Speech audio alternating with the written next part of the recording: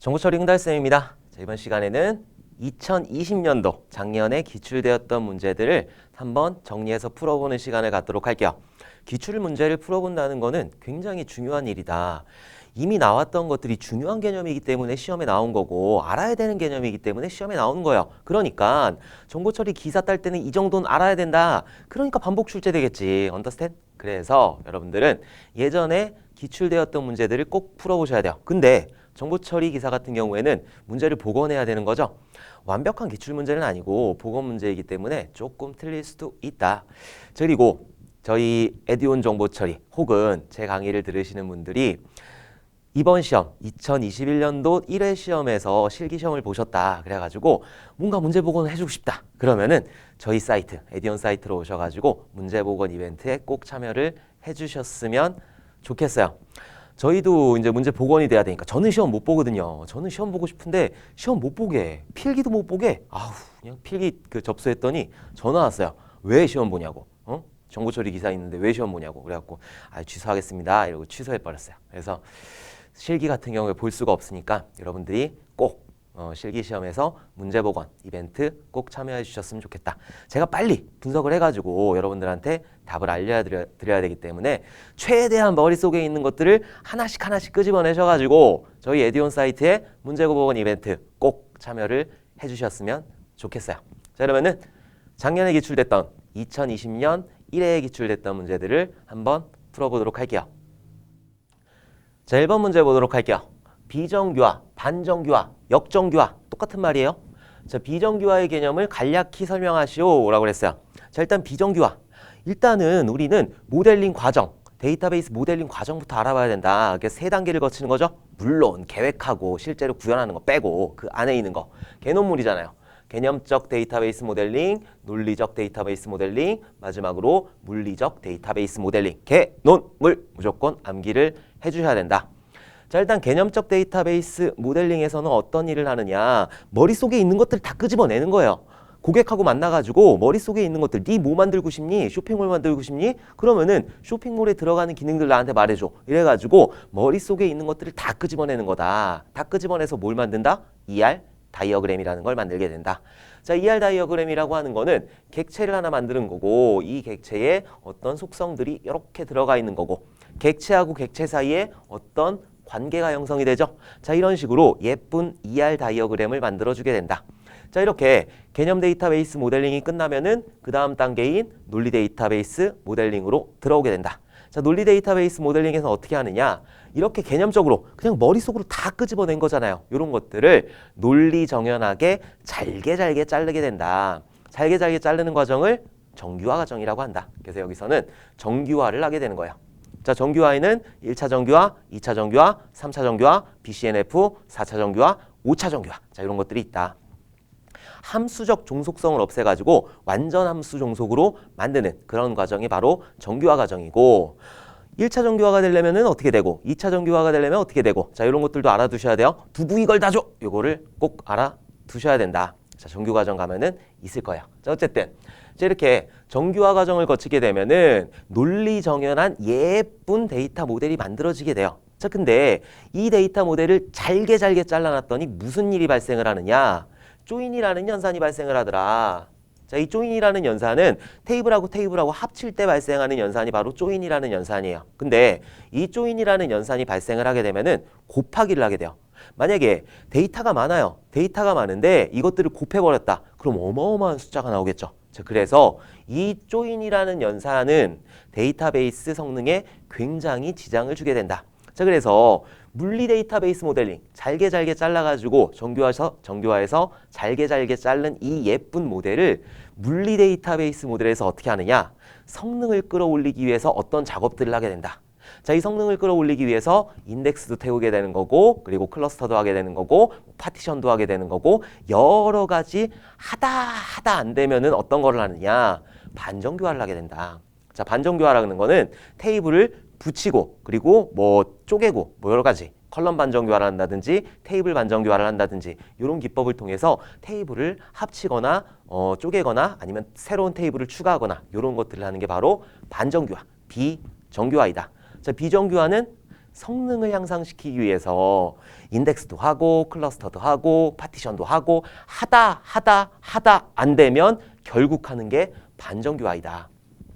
정교화해서 예쁘게 만들어 놓으면은 이상현상을 줄일 수가 있잖아요. 그래서 삽입 이상, 삭제 이상, 수정 이상 이런 이상현상을 줄일 수가 있는데 반정교화하게 되면은 어쩔 수 없이 이런 이상현상이 발생을 할 수 있다. 그래서 어쩔 수 없이 하는 게 바로 반정교화, 비정교화이다. 오케이?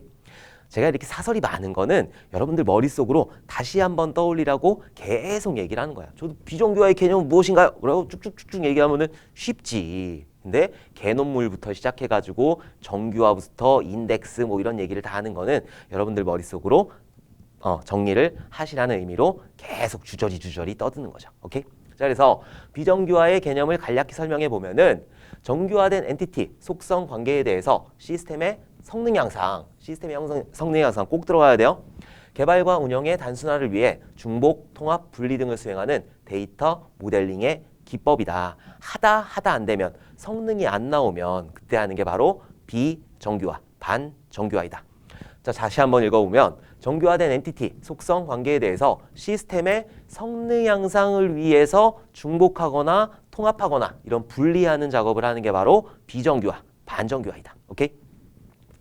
자, 그럼 그냥 끝내면 아쉬워. 그래서 비정교화, 반정교화의 기법들을 한번 알아보도록 할게요. 자, 일단 테이블 반정교화, 테이블에 대해서 반정교화를 시키는 건데 테이블을 병합한다. 테이블 두 개로 나눠져 있으니까 조인이라는 현상이 발생을 하는 거죠. 합쳐버리는 거예요. 합쳐버리는 게 바로 테이블 병합이고 그 안에는 1대1 관계 병합, 1대 M 관계 병합, 그리고 슈퍼 서브 타입 테이블 병합 이런 것들이 있다. 이런 것들은 그렇구나 라고 알아두시면 된다. 자, 그리고 테이블 분할하는 거는 수직 분할한다든지 수평 분할 이런 것들을 수행을 하게 된다.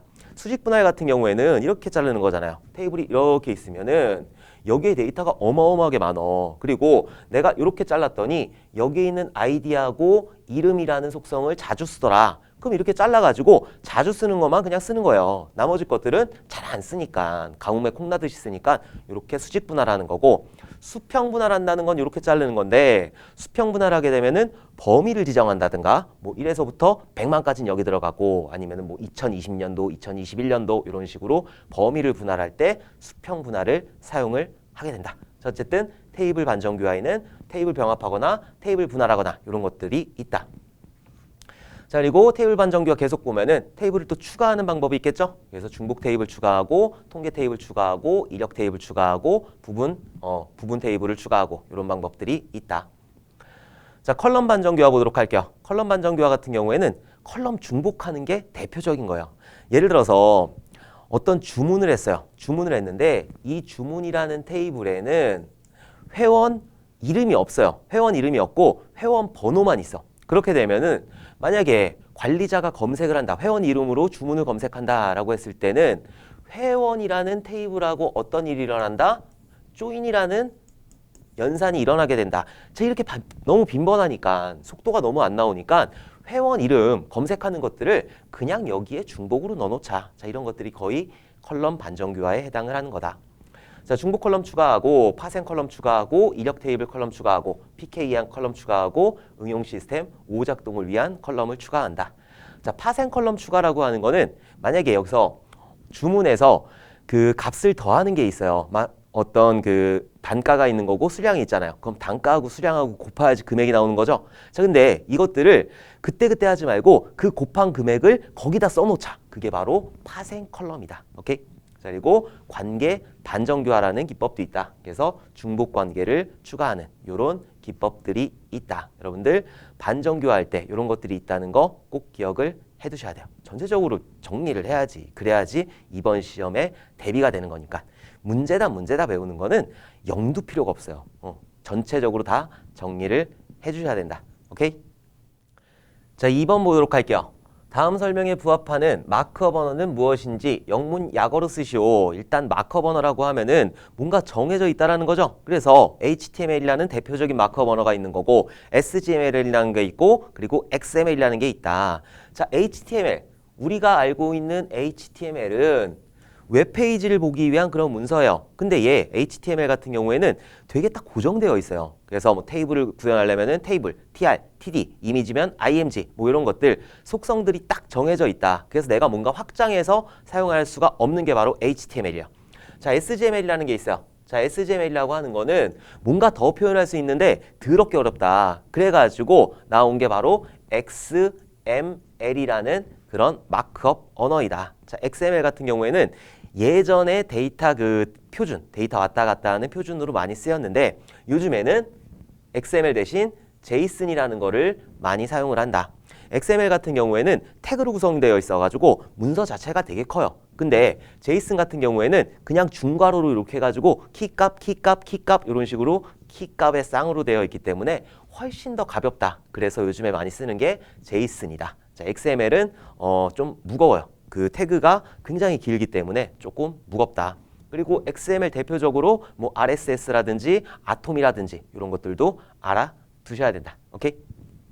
그렇다고 XML 안 쓰이는 건 아니고 많이 쓰여요. 자, 어쨌든 HTML 단점을 보완한 인터넷 언어로 SGML의 복잡한 단점을 개선한 다목적 마크업 언어이다. 뭐죠? XML. 오케이. 그래서 얘는 정답이 XML이다. 첫 번째 문장만 딱 읽어도 XML이 딱 나와야 되는 거야. 오케이? 자, 웹상에서 구조화된 문서를 상호 교환하도록 설계된 웹 표준 문서 포맷으로 메타데이터 정의가 명확하다. 자, 사용자가 새로운 태그와 속성을 정의할 수 있는 확장성을 가지고 있다. HTML 그거 못한다고 그랬잖아요. 근데 XML은 그거를 할 수가 있다. 자, 유니코드를 사용하여 전 세계의 모든 문자를 처리 가능하며 장치와 시스템에 독립적이다. 왜 장치하고 시스템에 독립적이냐면은 얘는 그냥 문서예요, 문서. 여러분들 책 있죠? 그 책을 보시면 돼요. 그 책을 XML 형태로 만든 거예요. 그렇기 때문에 장치라든가 이런 그 시스템에 독립적이라고 한다. 자, 그래서 이번에 정답은 XML이 되는 거다. 자, 3번 보도록 할게요. 소프트웨어 테스트 방법의 일반적인 원리 중 하나인 살충제 패러독스의 개념을 간략히 설명하시오. 살충제 패러독스하고 우리 테스트 방법의 일반적인 원리. 자, 요것들을 전부 다 알아두셔야 되는 거죠. 자, 일단 살충제 패러독스라는 거 먼저 알아보도록 할게요. 일단 답 알아야 되니까. 살충제 패러독스라고 하는 거는 우리 집에 바퀴벌레가 드글드글해. 근데 여기 내 책상 있는 데만 여기만 냅다 그 바퀴벌레 약을 뿌리는 거야. 그럼 내 책상에는 아주 깔끔해. 바퀴벌레가 얼씬도 못해. 막 그냥 엄청나게 뿌려대서. 근데 옆에를 봤더니 어이쿠, 여기를 봤더니 어이쿠, 이렇게. 이게 바로 살충제 패러독스예요. 하나만 테스트를 집중적으로 하게 되면 살충제를 한 군데만 계속 뿌리게 되면은 여기는 당연히 결함이 안 나오죠. 그렇지만 다른 데 결함이 발생할 수 있다는 게 바로 살충제 패러독스의 개념이다. 자, 동일한 테스트 케이스로 동일한 절차를 반복 수행하면 새로운 결함을 찾을 수가 없다. 그래서 여기만 계속 반복적으로 살충제를 뿌리게 되면은 여기는 안 나오지만 다른 데에 있는 결함을 발견할 수 없다라는 거야. 그게 바로 살충제 패러독스이다. 자, 그러면 소프트웨어 테스트 원리를 한번 정리를 해보도록 할게요. 자, 테스팅은 결함이 존재함을 밝히는 활동이다. 그래서 테스트 그 소프트웨어라고 하는 거는 무조건 결함이 있어요. 완벽하게 만들 수가 없어. 인간이 어떻게 완벽하나? 인간이 만들었기 때문에 소프트웨어라는 건 절대 완벽할 수가 없다. 그래서 이 테스트라고 하는 거는 이 소프트웨어에 결함이 있다라는 거를 밝히는 활동이다. 자, 완벽한 테스팅은 불가능하다. 왜? 이 테스트하는 값들이 내가 무한정으로 입력할 수가 없단 말이에요. 내가 할 수 있는 한정된 범위만 테스트할 수 있기 때문에 완벽한 테스팅은 절대 불가능하다. 인간이 테스트하니까.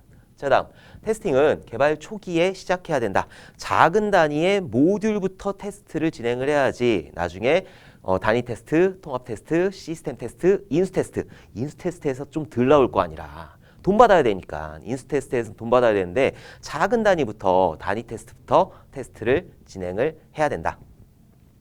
자, 결함 집중. 파레토의 법칙이라고 하는데 80%의 결함은 20%의 중요 모듈에서 나온다라고 하는 게 파레토의 법칙, 결함 집중이다. 자, 살충제 패러독스는 방금 전에 했고, 자, 그리고 테스팅은 정황에 의존한다. 이건 아예 외워야 돼. 어쩔 수 없어. 자, 그리고 오류 부재의 개변이라고 하는 거는 이 소프트웨어에 오류가 없어. 와, 오류가 없네. 진짜 없어? 없어. 와, 근데 이 클라이언트가 요청한 기능이 아니에요. 나는 이거를 요청하지 않았는데 넌 이상한 기능을 만들어 놓고 오류 없다고 박수 치면은 그게 뭔 소용이니? 나는 내가 원한 기능을 만들어 달라고 했는데 오류가 없는 건 아무 소용이 없어. 내가 원하는 기능을 만들어 줘야 돼. 그게 바로 오류 부재의 궤변이다. 원하는 거를 만들어 줘야 되는 거야. 이 원하는 거를 만들지 않았는데 여기에 오류가 없다라는 거는 아무 의미가 없다라는 거죠. 바로 그게 오류 부재의 궤변이다. 오케이? 자, 4번 보도록 할게요. 하나의 프로그램을 몇 개의 작은 부분으로 분할하는 경우 그 분할 단위를 일반적으로 모듈이라고 한다. 그쵸? 하나의 기능을 수행하는 걸 모듈이라고 한다. 자, 다음 중 바람직한 모듈에 대한 설명으로 빈칸 1과 2에 알맞은 용어를 쓰시오. 자, 일단 모듈이라고 하는 거는 그 하나의 기능을 수행하기 위해서 똘똘 뭉쳐 있어야 되는 거예요. 그게 바로 모듈이다. 자, 모듈화를 중심으로 하는 소프트웨어 설계 방법에서는 모듈의 독립성을 높게 해주는 것이 좋은 설계 방향이다. 이렇게 독립성을 높게 해줘야지 다른 데서도 사용을 할 수가 있다. 재사용을 할 수 있다라는 거예요. 소프트웨어 공학이라는 그런 학문이 왜 나오게 되었느냐. 이 소프트웨어를 그 유지 운영의 관점에서 바라보자라는 게 바로 소프트웨어 공학이잖아요. 그래서 재사용하자라는 거예요. 오케이? 그래서 이런 독립성을 높게 설계를 하게 되면은 다른 시스템에다가 이 모듈을 달랑 들어다가 놓을 수가 있다. 그래서 독립성이 높게 설계가 되어야 되는 거다. 자, 모듈의 독립성을 높여주기 위해서는 각 모듈 간의 관련성을 나타내는 땡땡땡은 낮추고, 그리고 모듈 안의 요소들이 서로 관련되어 있는 정도를 나타내는 땡땡땡은 높이는 것이 가장 바람직하다. 자, 모듈 안에 있는 거, 이 하나의 기능이 똘똘 뭉쳐서 수행하는 걸 뭐라고 그랬죠? 응집도라고 그랬지. 응집도. 그리고 모듈하고 모듈 사이에서 관계를 형성하는 거는 결합도. 그래서 응집도는 어떻게 한다고요? 높인다고요. 그리고 결합도는 낮춘다고요. 응집도는 어떻게? 높이고 결합도는 낮추게 된다. 그래서 4번 문제의 정답은 1번은 결합도가 되는 거고 모듈 사이니까. 자, 그리고 2번은 응집도가 된다. 모듈 안에 있는 기능들은 똘똘 뭉쳐야 된다는 거예요.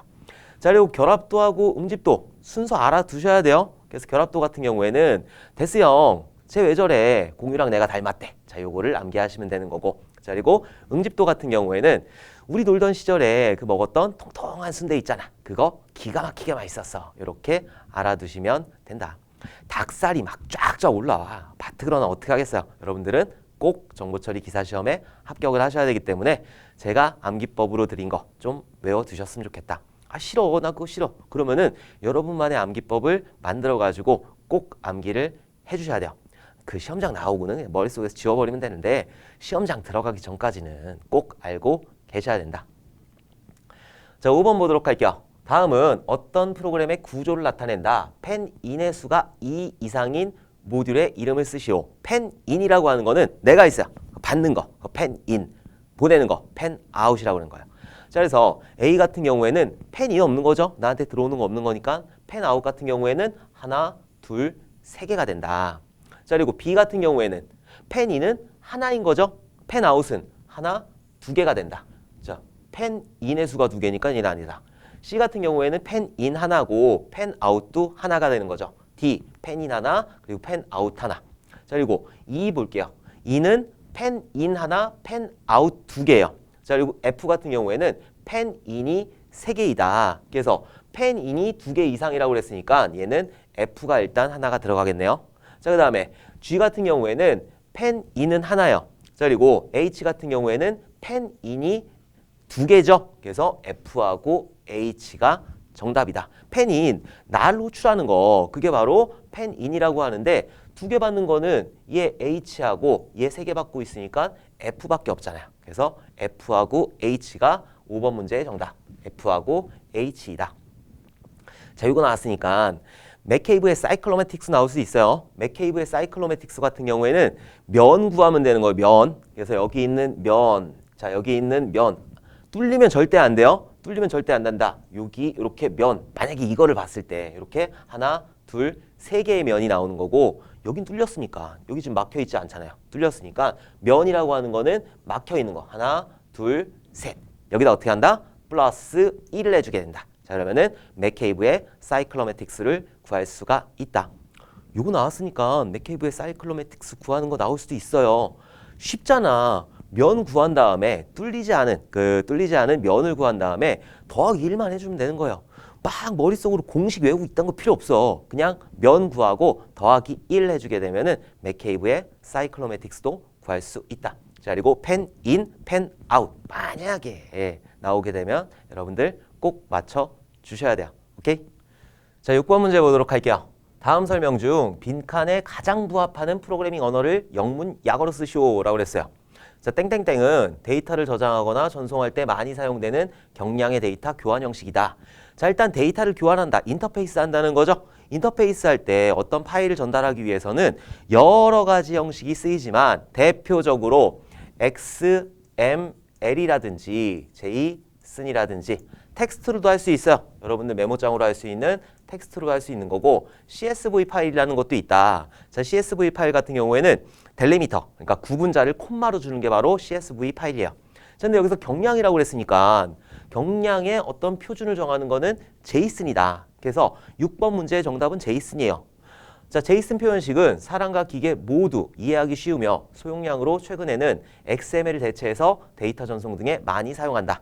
에이작스에서 서버와 통신하며 데이터 교환을 쉽게 하기 위해 제이슨을 데이터 전송 형식으로 많이 사용한다. 여기서 설명하는 거는 제이슨이라는 거다.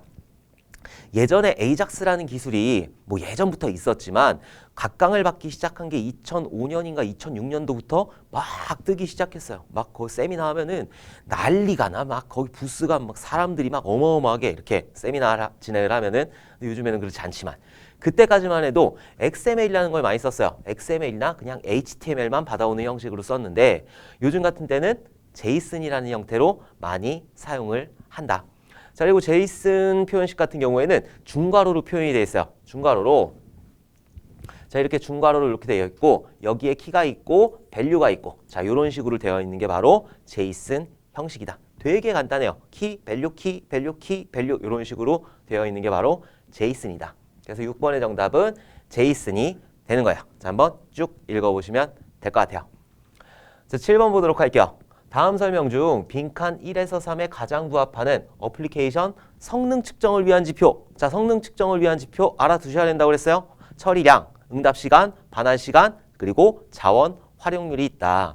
처리량 같은 경우에는 그 주어진 시간 동안 얼마만큼 처리를 하느냐. 내가 1시간 동안 인형 문과를 몇 개를 붙이느냐. 그게 바로 처리량인 거고. 자, 그리고 응답시간 같은 경우에는 내가 내 친구한테 사과를 갖다 달라고 할 거예요. 그래서 친구야, 나 사과 좀 갖다 줄래? 내가 다리가 아파서 그러는데 사과 좀 갖다 줄래? 딱 그랬을 때 친구가 자, 이게 응답 시간.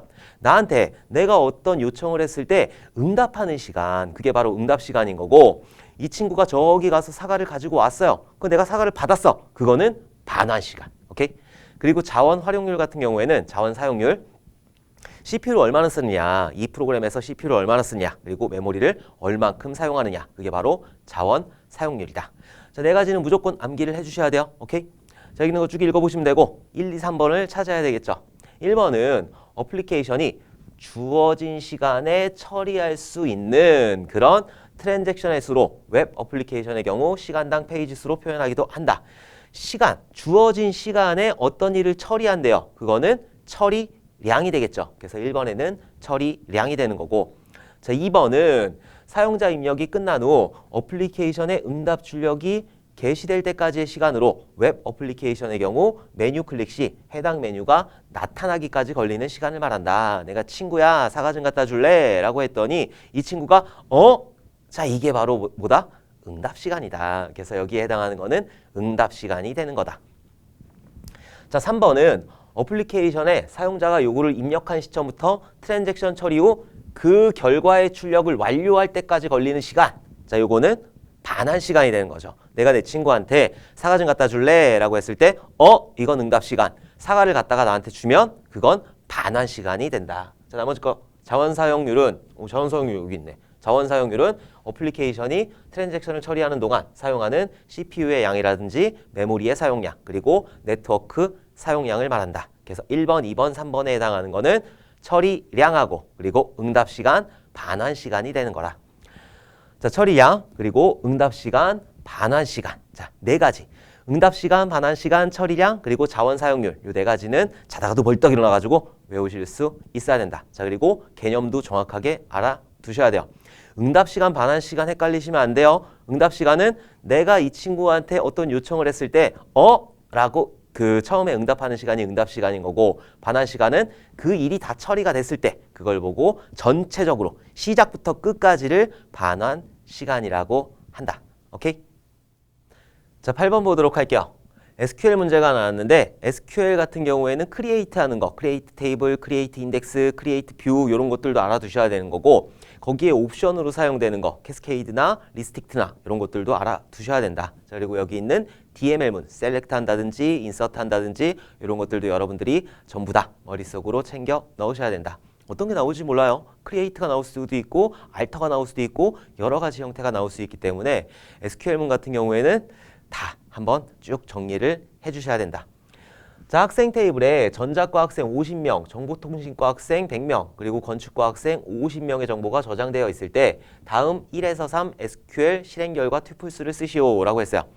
자, 일단 전자과 학생이 50명이래요. 그럼 전자과 학생이 1번 학생부터 해가지고 쭉 나와서 전자과 학생이 50개의 로우가 나오는 거죠. 50개의 튜플이 있는 거예요. 그 다음에 정보통신과 학생이 1번부터 시작해가지고 몇 명 있다고 그랬죠? 100명 있다고 그랬으니까 정보통신과가 100명의 로우를 가지고 있다. 자, 그리고 건축과가 있는 거죠? 건축과 1번부터 해가지고 쭉 해서 몇 명? 50명의 테이블이 튜플이 있다. 그럼 전체 튜플 수는 몇 개가 될까요? 전체 1에서 50, 1에서 100, 1에서 50 다 합하면은 200이잖아요. 200. 그래서 200개의 튜플이 지금 현재 그 테이블에 저장이 되어 있는 상태예요. 200개의 행이 있다라는 거예요. 자, 그리고 1번부터 보면은 select DEPT from student에서 가지고 오래요. 이 스튜던트 테이블에서 DEPT 학과명만 가지고 와라. 그럼 여기 전자과 1번부터 해가지고 전자과, 정보통신과, 뭐 건축과 해가지고 200개 가지고 오겠지. 오케이? 전체를 다 가지고 오는 거니까 얘는 200개의 튜플이 리턴이 되게 된다. 자, 그 다음 거 보도록 할게요. select distinct라고 그랬어요. 자, distinct라고 하는 명령어는 중복을 제거하라는 거예요. 아까 전에 그 전자과가 50개 있었잖아요. 50개 중에서 DEPT만 가지고 오는데 이거를 중복을 제거하는 거니까 50개를 그냥 중복 제거해서 하나로, 그래서 전자과 하나, 정보통신과 하나, 건축과 하나, 이런 식으로 하나만 가지고 오는 거다.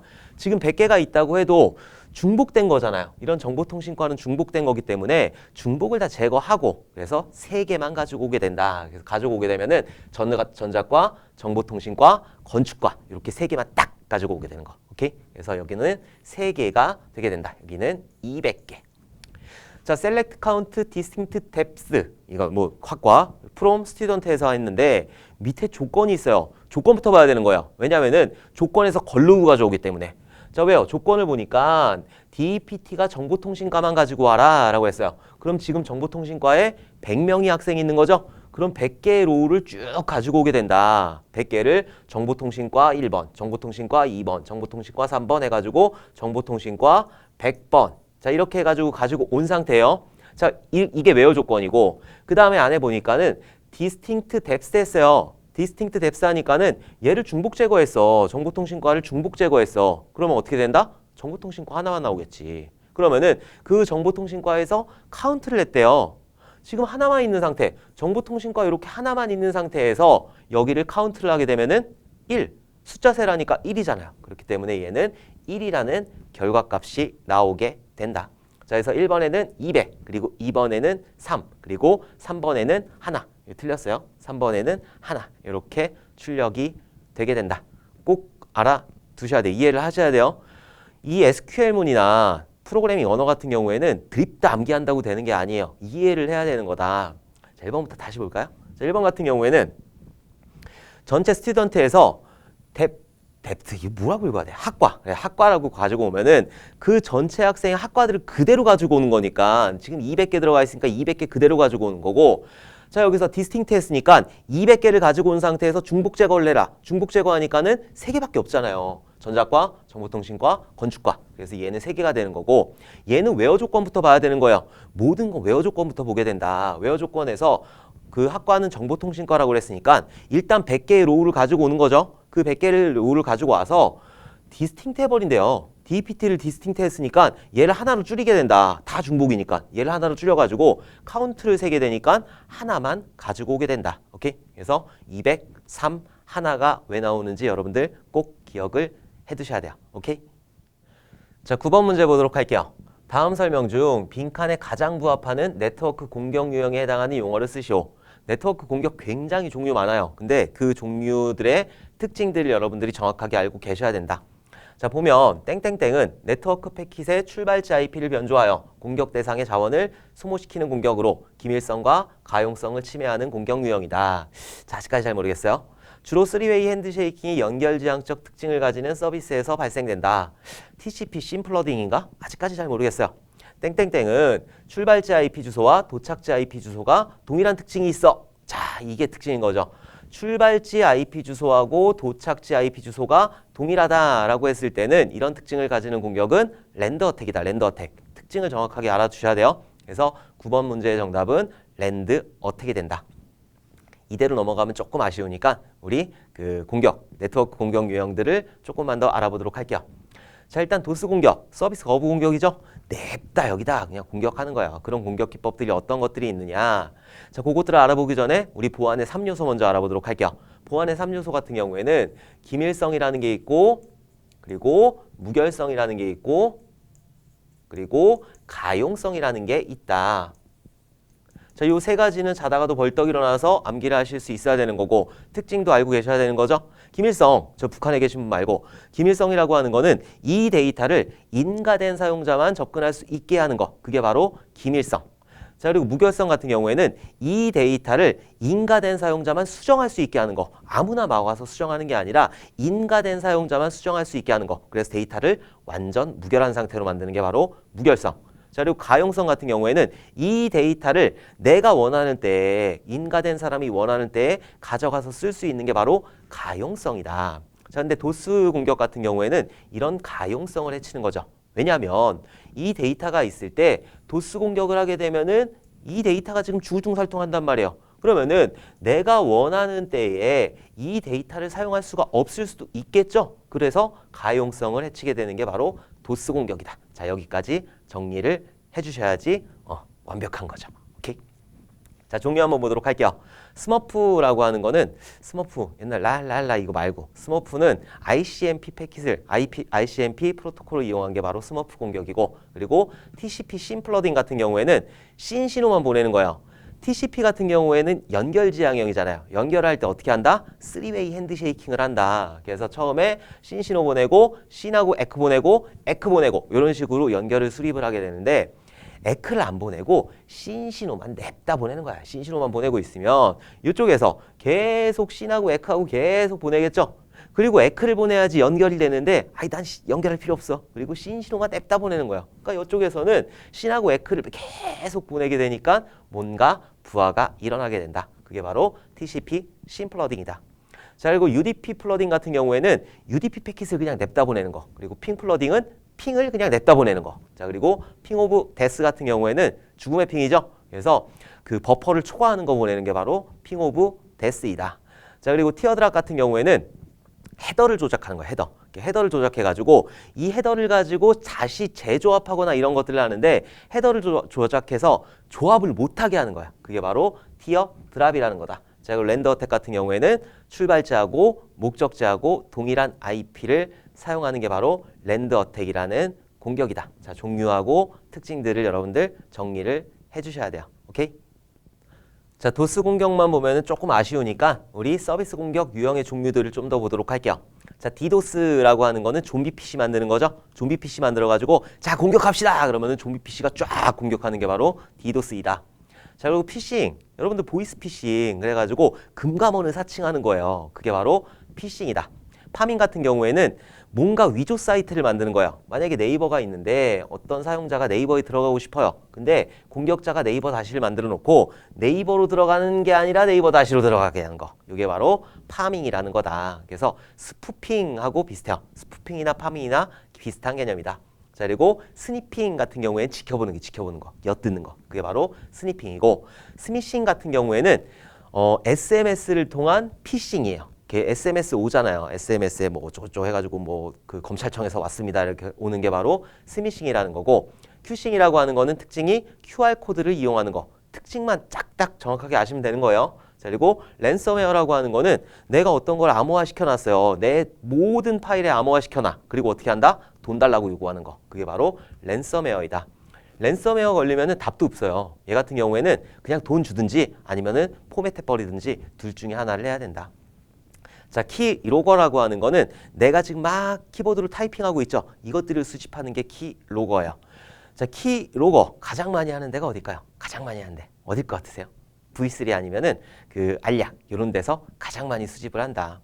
왜냐하면 이 양반들은 계속 수집을 해야 돼요. 공격에 대한 계속 수집을 해야 되기 때문에 우리가 가지고 있는 이런 키, 타이핑하는 것들을 계속적으로 수집을 할 수 있는 그런 권한이 있어요.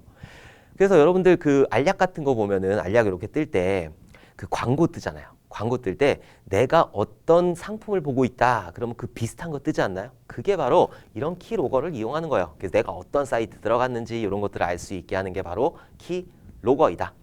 자, SQL 삽입하고 크로스 사이트 스크립팅 이런 것들이 있는데 SQL 삽입 같은 경우에는 SQL문 여러분들이 알고 있는 셀렉트, 인서트, 업데이트, 딜리트 이런 것들을 집어넣어 가지고 공격하는 게 SQL 삽입, SQL 인젝션이라고 하는 거고 XSS 크로스 사이트 스크립팅 같은 경우에는 스크립트, 자바스크립트를 넣는 게 XSS 크로스 사이트 스크립팅이라고 한다. 자, 무작위 대입 공격. 이거는 비밀번호 찾을 때 그냥 무작위로 대입하는 그런 무작위 대입 공격이 있는 거고 뭐 스피어 피싱이라는 것도 있고 APT, 지능적 지속 위협이라는 것도 있다. 자, 제로데이 공격 같은 경우에는 특징은 아직까지 뭔가 해결책이 없어요. 그게 바로 제로데이 공격이다. 자, 백도어 같은 경우에는 뒷문이 있는 거죠. 뒷문이 있는 게 바로 백도어이고 레인보우 테이블 어택 같은 경우에는 우리가 비밀번호 같은 거 여러분들 아이디 패스워드 그 비밀번호 같은 경우에는 단방향 알고리즘이에요. 그래서 뒤로 풀 수가 없어. 근데 어떤 것들이 대충 이런 것들이다 라고 만들어 놓은 게 바로 레인보우 테이블이라고 한다. 그런 것들을 공격하는 게 레인보우 테이블 어택이다. 자, CSRF 같은 경우에는 사이트 간 위조예요. 사이트 간 위조라고 알아두시면 되고 그리고 TOC, TOU 같은 경우에는 시간을 이용한 거. 그래서 동시에 같이 접속하면 안 되는데 이런 것들이 뭐 병행성 제어 이런 것들에 해당하는 게 TOC, TOU 이런 것들이 있다. 자, 여러분들 그 종류 되게 많으니까 특징들 명칭하고 특징들만 딱 알아두시면 된다. 오케이? 자, 10번 문제 보도록 할게요. 다음은 C 언어로 작성된 프로그램이다. 이를 실행한 결과를 쓰시오. 이렇게 쭉 길게 해가지고 메인 함수 안에 들어가 있을 텐데 저는 이것들을 좀 잘랐어요. 그래서 여기서는 선언부가 되는 거고 그리고 여기에는 뭔가 실행하는 실행부가 되는 거예요. 선언부에서 어떤 일을 하나 봤더니 A라는 배열을 만들어 놓고 이런 값들 95, 75, 85, 100, 50이라는 값들을 넣어놨다. 자, 그리고 int ij temp 이런 것들을 만들어 놓고 그리고 n이라는 공간에는 size of a라고 했어요. size of라는 명령어는 그 크기를 가지고 오는 건데 a의 크기를 가지고 오래요. a에는 하나, 둘, 셋, 넷, 5개의 int가 들어가 있는 거죠. 5개의 int는 4바이트예요. 5, 4, 20이 된다. 나누기 size of int 했어요. int는 4바이트라고 그랬으니까 나누기 4를 하라는 거죠. 20 나누기 4는 5가 된다. 그래서 n에는 5 값이 들어가 있는 거예요. 자, 이렇게 기본 값을 세팅을 해놓고 여기 있는 거를 풀어야 되는 거죠. 자, 여기 있는 거를 풀 때 여기에는 어떤 처리가 들어가는 거고 여기는 출력이에요. 그냥 냅다 출력만 하는 거예요. 0번부터 시작해가지고 하나 이렇게 출력을 하면 된다. 요거는 볼 필요 없고 그래서 여기 있는 것들이 어떻게 돌아가는지 한번 보도록 할게요. 자, A라는 그 배열 요소가 있는 거고 95, 75, 85, 100, 50 이렇게 있다. 그러면은 여기가 A의 0번이 되는 거고 A의 1번, A의 2번, A의 3번, A의 4번이 되게 된다. 배열은 0번부터 시작하니까. 오케이? 자, 요거를 가지고 보도록 할게요. 자, 포문을 보면은 포문이 2개 들어가 있네? 다중포문이죠. 다중포문 같은 경우에는 백같에 있는 포가 한 번 돌아요. 백같에 있는 포가 돌 때 이 안에 있는 포가 여러 번 수행이 되는 거죠. 이 안에 있는 포가 여러 번 수행이 된다. 2단이다, 9단, 2단이다 생각을 했을 때 2단에서 1에서 9까지 수행을 하는 거고 이 안에 있는 포가 끝나게 되면은 바깥의 포, 이 바깥세포의 조건을 만족하지 않으면 다시 이렇게 올라가게 된다. 다시 올라가서 3단이 되는 거고 다시 초기화가 돼가지고 1에서 9까지 수행을 하게 된다. 4단, 5단, 6단, 7단 이렇게 수행을 한다. 그래서 다중포문 구조 같은 경우에는 9구단을 생각하시면 여러분들 정확하게 파악을 하실 수 있다. 자, 근데 우리는 이게 좀 힘드니까 좀 그 하나씩 어떻게 푸는지 좀 보도록 할게요. 자, 이런 문제가 나왔을 때는 이렇게 변수를 그리는 거예요. 이렇게 A라는 공간에 95, 75, 85, 100, 50, 0, 1, 2, 3, 4 이런 식으로 그림을 일단 그려놓고 I라는 공간, J라는 공간, 템프라는 공간, N이라는 공간에 5라는 값이 들어가 있다. 자, 이렇게 그려놓고 해야지 쉬워요. 자, 하나씩 보도록 할게요. 처음에 백과태포에서 여기에 있는 초기값을 할당해 주는 거는 처음에 한 번만 수행을 하는 거죠.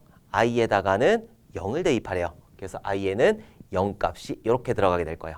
그 다음으로 수행하는 거는 비교를 해야 되겠죠. 자, 비교를 하러 간다. 지금 I에 얼마 있죠? 0 있잖아. 그대로 쓰는 거예요. 0이 작냐? n-1, n- 지금 n 얼마 있어요? 5 있잖아요. 5 빼기 1은 4죠. 4. 자, 비교했을 때 참거짓? 참이죠. 참.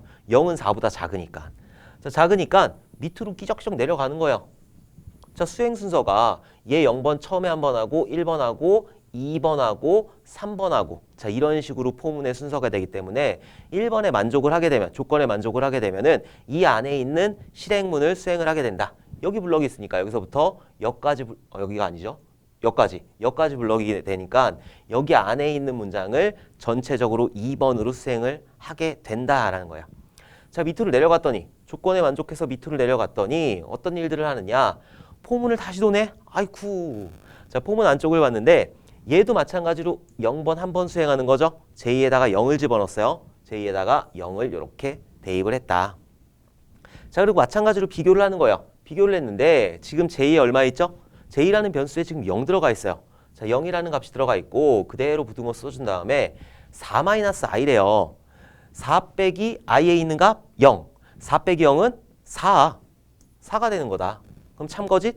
참이잖아요. 참. 오케이? 참이니까 그 밑에 있는 실행 블럭 여기 있는 것들을 수행을 하게 된다. 자, 그럼 요거를 수행 한번 해보도록 할게요. 자, if를 만났네. if는 비교하는 거죠. a의 j래요. a의 j. 지금 j가 얼마 있죠? 0. 그래서 a에 있는 0번지 여기에 있는 값 95가 되는 거다. 자, 95가 되는 거고 그 다음에 a의 j 플러스 1이래요. j가 지금 0 있으니까 0 플러스 1 하면은 1이잖아요.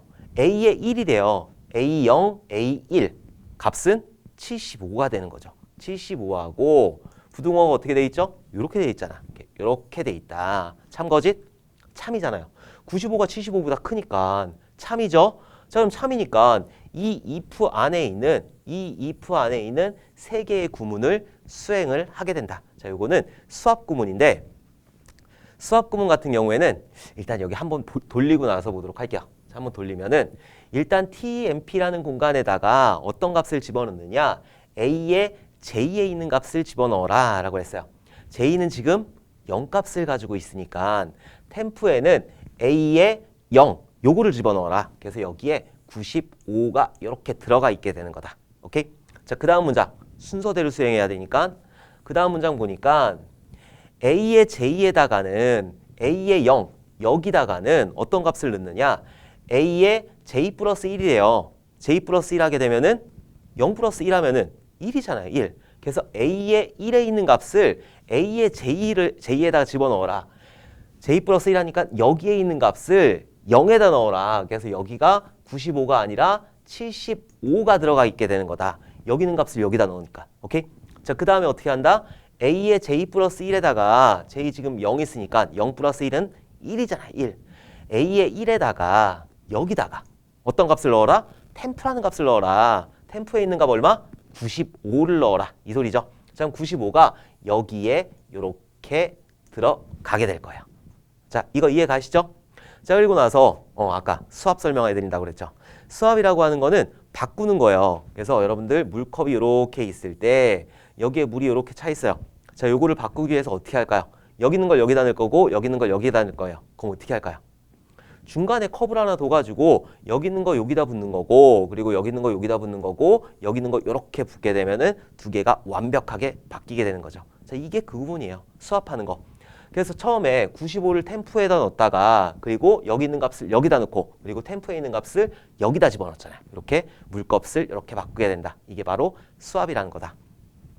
자, 어쨌든 그렇게 해가지고 이 부분이 끝났어요. 자, 이 부분이 끝났을 때 다시 끼적끼적 올라가야 되겠죠? 어디로? 증간값으로 올라가야 되겠지. 안에 있는 포의 증간값으로 올라가게 된다. 그래서 J 플러스 하게 되는 거예요. J를 플러스 하니까 J 값이 얼마? 1이 된다. 자, 1을 가지고 비교를 다시 수행해야 되겠죠? 자, 비교를 다시 수행하는데 여기 있는 거를 수행한다. J 지금 얼마? J는 1 있어요. 1이 작냐? 4-i. i는 아직 0 있으니까 4-i는 4다. 4 빼기 0이니까 참거짓? 참이잖아요. 참이기 때문에 밑으로 또 끼적끼적 내려오는 거예요. 이걸 전체적으로 다 설명드릴 건 아니고 바깥에 있는 포의 두 번째에 첫 번째까지만 설명드릴 거예요. 너무 길어 이거. 자, 어쨌든 자, 이 그 조건에 만족했으니까 밑으로 끼적끼적 내려올 거예요. 그리고 값들은 이렇게 되어 있다. A의 J래요. 지금 J 값 얼마?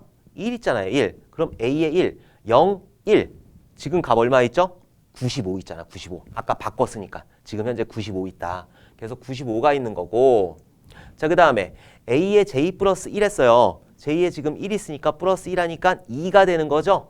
A의 2, 0, 1, 2, 85. 그래서 85 값을 이렇게 가지고 와서 이렇게 비교를 한번 하는 거죠.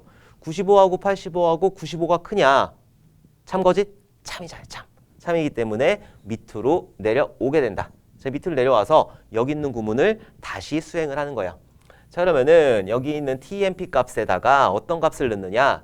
A의 J래요. A의 J는 1이니까 여기 있는 값을 넣는 거죠. 여기 있는 값 얼마? 95를 집어넣게 된다. 여기에 95를 집어넣고 그 다음에 A의 J래요. J는 이 공간이니까 여기다가 어떤 값을 넣어라? J 플러스 1에 있는 공간을 넣어라. 그러면 J 플러스 1이면 여기죠. 여기 있는 85 값을 여기다가 집어넣어라. 그럼 여기에는 95가 아니라 85라는 값이 이렇게 들어가겠죠. 자, 그리고 마지막 A의 J 플러스 1에는 A의 J 2니까 J 플러스 1 더하기 1이니까 이 공간에는 어떤 값을 집어넣어라? 템프. 이 95 값을 여기다 집어넣어라. 그래서 여기에 95가 이렇게 들어가게 되는 거다. 오케이? 자, 그리고 다시 올라가는 거예요. 또 끼적끼적 올라가. 끼적끼적 올라가는데 다시 증감으로 올라가게 된다. 이 조건이 아직 끝나지 않았기 때문에 증감으로 올라가서 J 플러스 하게 되니까 J 값이 얼마가 되는 거죠? J 값이 2가 되게 된다. 자, 그리고 다시 비교를 하는 거예요. 2가 4-i니까 i는 지금 0이니까 4랑 비교를 한다. 참거짓? 참이잖아요. 2는 4보다 작기 때문에 다시 밑으로 내려와서 수행을 하게 된다. 자, 여기 있는 걸 그대로 수행을 하는 거죠. A의 J 지금 2 들어가 있으니까 A의 0, 1, 2 여기에 있는 값 95하고 그 다음에 A의 J 플러스 1 하니까 3이죠. 0, 1, 2, 3 여기 있는 값하고 비교를 해라. 100이라는 값하고 비교를 이렇게 하는 거예요. 참거짓? 거짓이죠. 거짓. 왜냐하면 95는 100보다 작기 때문에 얘는 거짓이 된다. 거짓이 되면 어떻게 된다? 그냥 이 안에 있는 걸 수행하지 않고 이렇게 빠져나와서 증감으로 올라가게 된다. 자, 증감으로 다시 올라왔어요. 자, 올라오니까는 J 플러스 하는 거죠. 그래서 여기에는 3 값이 이렇게 들어가게 된다. 자, 그리고 나서 다시 다시 여기 있는 비교를 하게 된다. 지금 J에 3 들어가 있으니까 3이 작냐? 4-i. i는 아직 한 번도 안 건드려졌어요. 그렇기 때문에 4. 자, 이렇게 되는 거죠. 참거짓? 참이잖아요. 참. 3은 4보다 작기 때문에 얘는 참이다. 참이니까 밑으로 내려올 거예요. 자, 밑으로 내려와서 다시 한번 if를 수행하게 된다. 자, if 보니까 A의 J래요. A의 3이라는 거죠. 0, 1, 2, 3. 100값하고 그리고 A의 J 플러스 1 여기에 3 플러스 1하니까는 4가 되는 거죠. 0, 1, 2, 3, 4 여기 있는 50하고 가지고 와서 비교를 해라. 이렇게 비교를 해라. 참거짓? 참이죠. 참. 그죠? 참이잖아요. 100이 50보다 크니까. 얘는 참이기 때문에 밑에 있는 거를 수행을 하게 되는 거예요. 밑에 있는 거를 이렇게 수행을 해봤더니 TMP에는 A의 J 값을 넣어라. 자, TMP라는 공간에다가 A의 J 세 번째 0, 1, 2, 3 100값을 넣어라. 언더스탠? 언더스탠 하셔야 돼요. 자, 그 다음에 A의 J에다가 이 공간에다가 0, 1, 2, 3 이 공간에다가 어떤 값을 넣느냐? A의 J 플러스 1, 3 플러스 1 하니까 4, 0, 1, 2, 3, 4 여기 있는 값을 넣어라. 그래서 여기에는 50 값이 이렇게 들어가 있게 되는 거죠. 자, 그리고 나서 A의 J 플러스 1 네 번째 공간 0, 1, 2, 3, 4 이 네 번째 공간에다가 TMP에 저장된 요 값을 대입을 해라. 그러니까 여기에는 100이 이렇게 저장이 돼 있는 상태가 되는 거다. 자, 그리고 나서 다시 또 끼적끼적 올라가요. 어딜로? 아직 폼은 안 끝났으니까, 안에 있는 폼은 안 끝났으니까 J 플러스 플러스를 해주게 된다. J 플러스 플러스 하니까 J는 얼마가 된다? 4가 된다. 자, 4를 가지고 다시 비교를 해야 되겠죠? 자, 여기는 비교를 하니까 4가 작냐? 4 마이너스 I. 4 마이너스 I는 지금 0이니까 4가 되는 거죠. 이렇게 되는 거죠. 참거짓? 거짓이죠, 거짓. 왜냐하면 4하고 같기는 한데 작지는 않잖아. 그러니까 얘는 거짓이 된다. 자, 거짓이 되면 어떻게 한다? 이 포문, 이 안쪽에 있는 포문을 그대로 빠져나와서 어디로 간다? 바깥에 있는 포문의 증가값으로 올라간다. 바깥에 있는 포문은 아직 끝나지도 않았어요. 0번 돌고 있어요, 0번. 그렇기 때문에 다시 이렇게 올라가게 되는 거예요. 그리고 올라갔더니 I 플러스 플러스를 하래요. 그럼 I 값을 1로 바꿔주겠지, 1로. 그리고 나서 다시 밑으로 떨어지게 된다. 자, 다시 밑으로 떨어지게 되면, 아니지, 밑으로 떨어지기 전에 비교 먼저 해야 되는 거죠. 비교하면은 I 값 지금 1 있으니까 1이 작냐? n-1보다. n 지금 얼마 있죠? 5 있죠. 5-1은 4가 되는 거죠. 참거짓? 참이죠. 1은 4보다 작기 때문에. 자, 그리고 밑으로 떨어질 거야. 밑으로 떨어지면은 다시 포문을 만났네? 그럼 다시 재시작이야. 이 안에 있는 것들은. 이 안에 있는 것들은 다시 재시작을 하게 된다. 그래서 j-에는 0을 집어넣는데요. 그래서 j-에는 여기에는 다시 0을 집어넣게 된다. 자, 그리고 비교를 다시 해야 되겠죠? 자, 비교를 하니까 J에 있는가? J에는 지금 0이 있고 작냐? 4-I라고 그랬어요. 지금 I에 얼마 있죠? 3 있잖아, 3. 그래서 3을 비교하게 된다. 참거짓? 참이죠. 참이니까 밑으로 내려와서 그 밑에 있는 것들을 수행을 하게 된다. 자, 그 밑에 있는 거 수행하니까 여기는 이 품은 수행하는 거죠? A의 J래요. A의 J. 그럼 A의 J 지금 0이니까 이 공간에 있는 값 얼마? 75. 75라는 값이 크냐? 뭐보다? A의 J 플러스 1. 1번지. 0, 1번지. 85보다 크냐? 이 소리죠. 참거짓? 거짓이잖아, 거짓. 75는 85보다 작은데 얘가 크냐 물어봤으니까 얘는 거짓이 되는 거죠. 그러니까 if 블럭 안에 있는 것들은 수행하지 않는다. 원래 여기까지만 하고 끝내려고 그랬는데 조금만 더 해보도록 할게요. 조금만. 자, 그리고 if 블럭 수행하지 않으니까 다시 끼적끼적 올라가게 될 거예요. j 플러스 플러스 하게 된다. 그럼 j 값은 1 값이 되는 거고, 그리고 다시 비교해야 되겠죠. j에는 1이 있고 4-i, i 값 1 있으니까 3이 된다. 참거짓? 참이잖아요. 참이니까 밑으로 또 끼적끼적 내려오는 거예요. 내려와가지고 A의 J에 있는 값, J 지금 1이니까 0, 1 얼마 있죠? 85 있잖아. 자, 85 값하고 A의 J 플러스 1, 0, 1, 2 여기에 있는 값 95하고 비교를 하게 된다. 자, 이렇게 비교를 하게 된다. 참거짓? 거짓이죠. 거짓이잖아. 85는 95보다 작기 때문에 거짓이다. 그러니까 더 이상 수행하지 않고 다시 올라가는 거예요. 다시 J++로 올라가게 된다.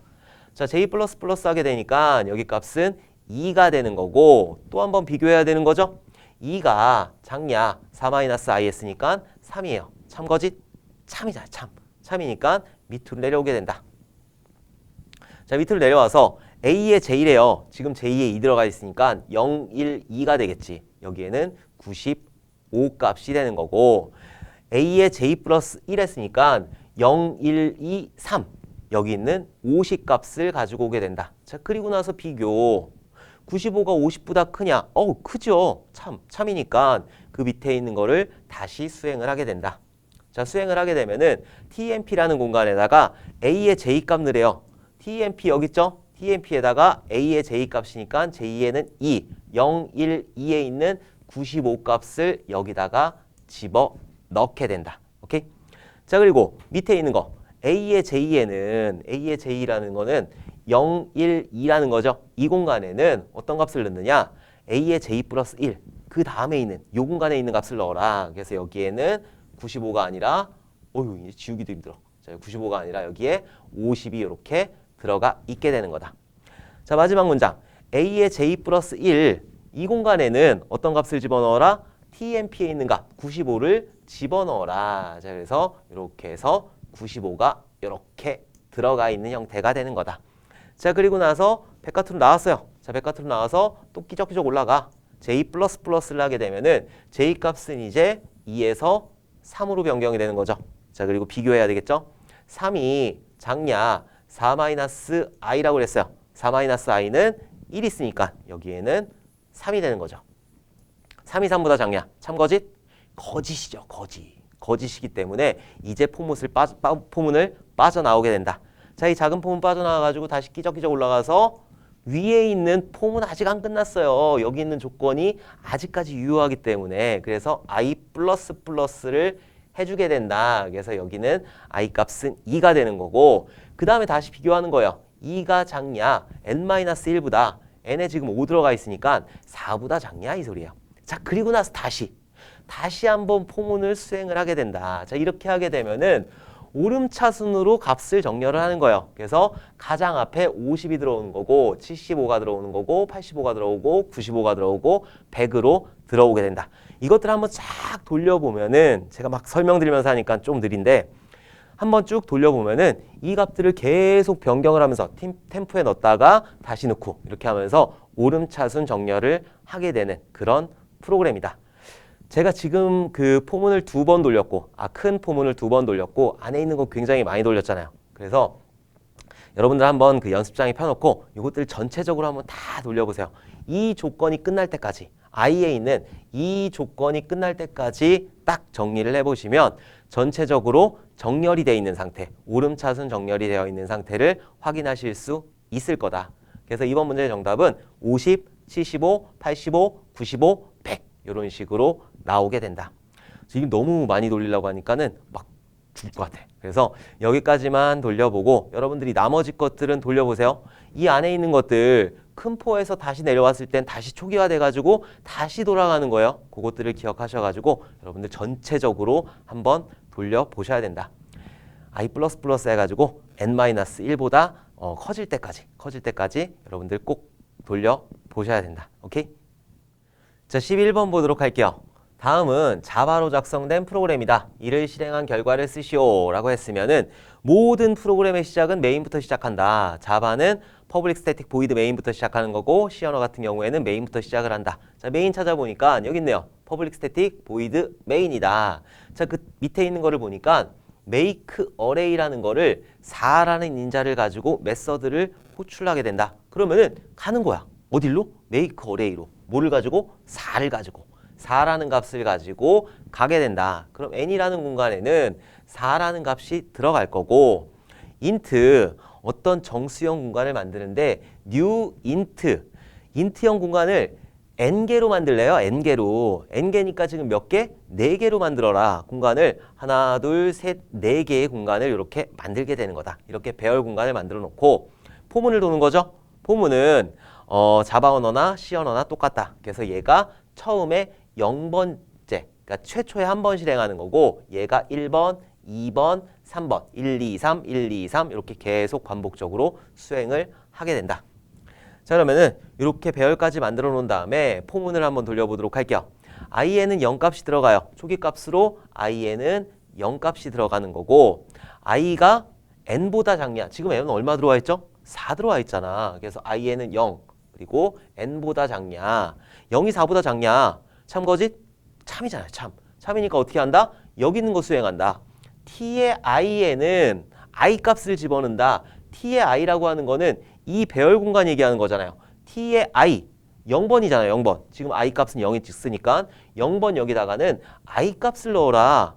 i 값 지금 얼마 있죠? 0 있잖아. 0. 그래서 여기에는 0 값이 이렇게 들어가게 된다. 자, 그리고 나서 끝났으니까 폼은 증가값으로 올라가게 되는 거예요. 그러면은 i 값이 플러스 하게 되니까 1 값으로 바뀌는 거죠. 자, 그리고 나서 다시 비교하는 거예요. 자, 비교를 했더니 I 2라고 그리고 N 4 받았으니까 4하고 비교를 하는 거죠. 참거짓? 참이잖아요. 참. 그죠? 1은 4보다 작기 때문에. 참이니까 밑으로 떨어져가지고 어떤 거를 수행하느냐. T의 I에다가 T에 있는 I, 지금 I 1이잖아요. T의 0, 1 여기다가 I 값을 집어넣어라. I 값 집어넣으니까 얼마? 1이라는 게 들어간다. 자, 그리고 다시 올라가는 거예요. 다시 올라가가지고 I 플러스 플러스를 해주게 된다. I 플러스 플러스 하니까는 1 값에서 1 증가된 2가 되는 거죠. 자, 2를 가지고 다시 비교해야 돼요. 자, 2가 작냐 4보다. 자, 이렇게 비교를 하는 거죠. 참거짓? 참이잖아요. 참. 2는 4보다 작으니까 밑에 있는 거 수행하게 된다. T의 I래요. T라는 배열에 I 지금 2니까 0, 1, 2. 이 공간에다가 어떤 값을 집어넣어라? I 값 집어넣어라. 지금 I 값 2 들어와 있으니까 2 값을 이렇게 집어넣게 된다. 자, 그리고 다시 한번 끼적끼적 올라가는 거예요. 그리고 나서 I 플러스 플러스 하게 되니까 I 값은 3으로 변경이 되겠죠. 그리고 나서 다시 비교. 자, 3이 4보다 작냐? 이 소리죠? 참거짓? 참이잖아요. 참이니까 밑으로 내려와서 T의 I에다가 I 지금 3이니까 0, 1, 2, 3 여기다가 I 값 집어넣어라. I 지금 3 들어가 있으니까 3이라는 값을 집어넣는다는 거예요. 자, 그리고 나서 다시 올라가는 거예요. 다시 끼적끼적 올라가가지고 I 플러스 플러스 하니까 얘는 4가 되는 거고 4를 가지고 비교해야 되겠죠? 자, 비교했더니 4가 작냐 4보다. 참거짓?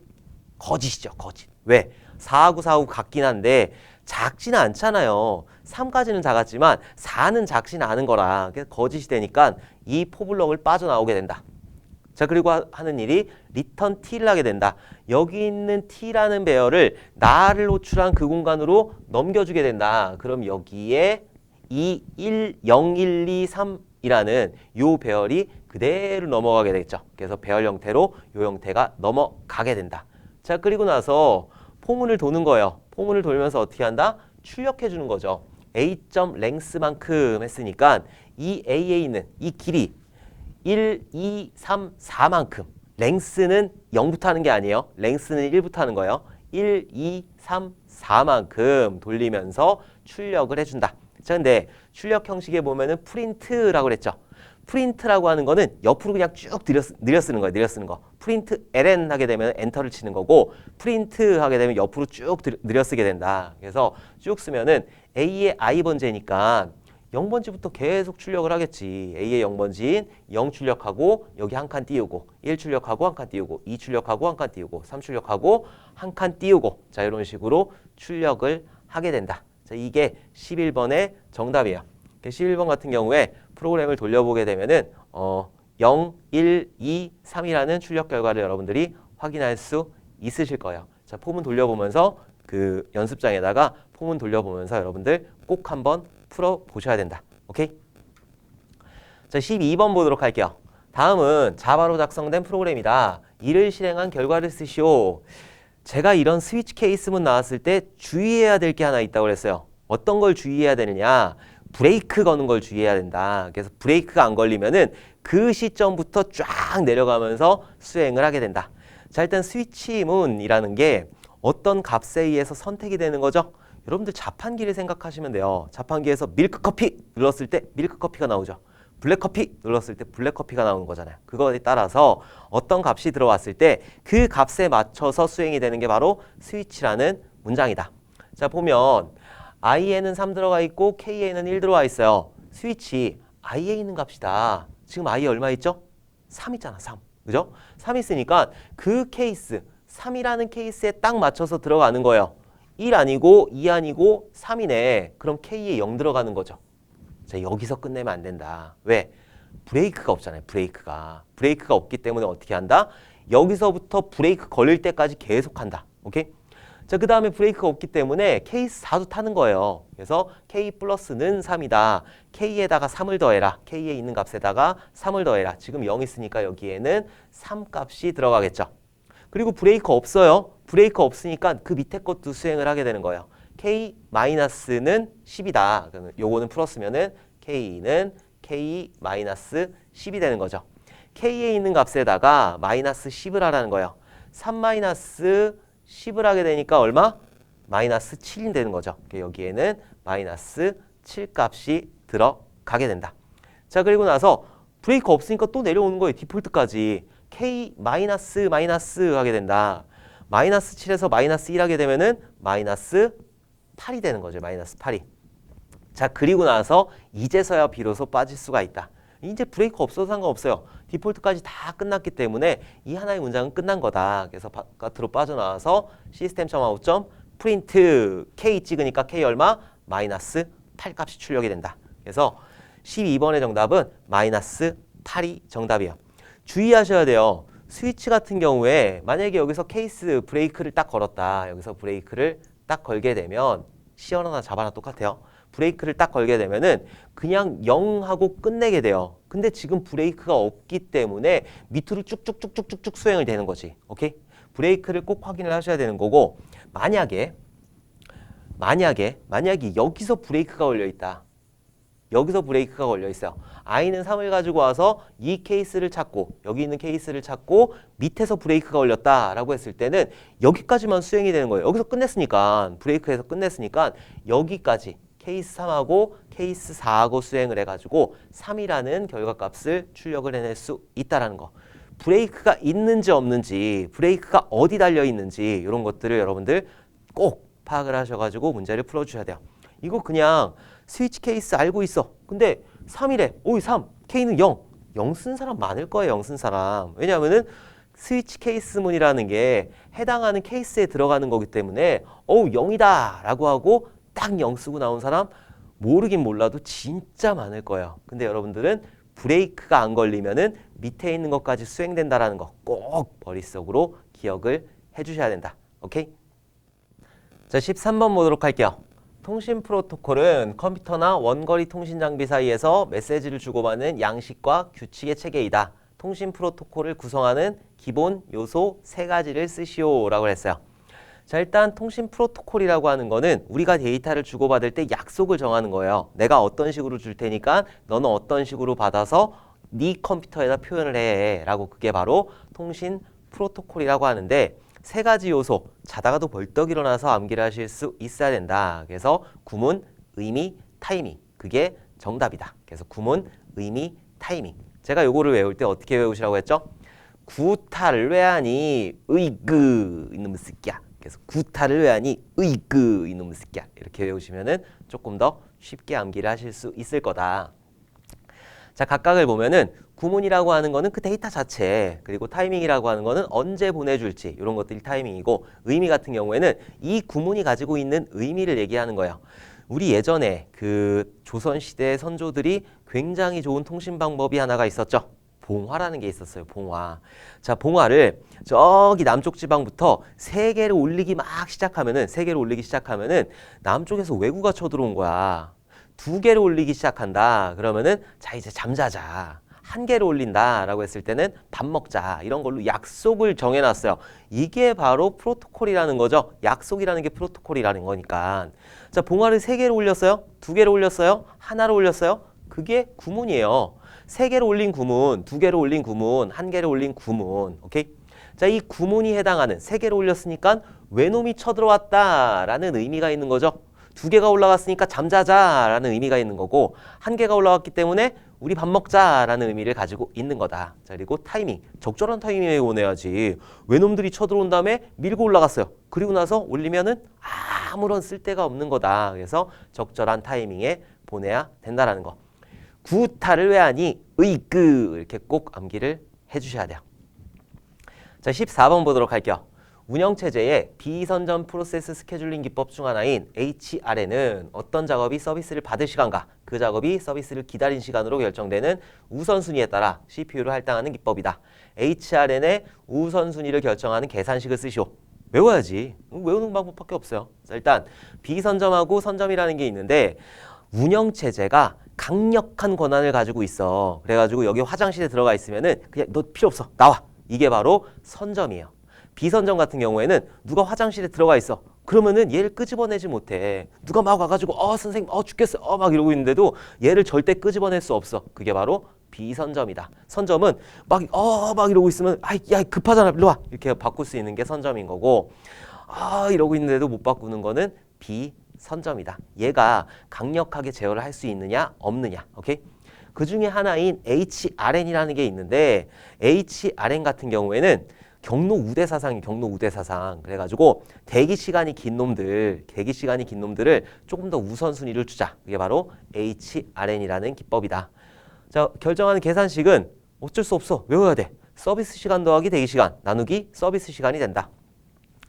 대기 시간 더하기 서비스 시간 나누기 서비스 시간. 가로를 꼭 쳐주셔야 된다. 오케이?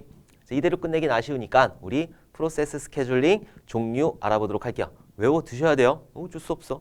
자, 비선점 스케줄링 같은 경우에는 퍼스트 컴, 퍼스트 서비스. 먼저 들어온 놈 먼저 처리하는 거. 쇼티스트 잡퍼스트 같은 경우에는 실행 시간이 짧은 것들을 먼저 처리하는 거.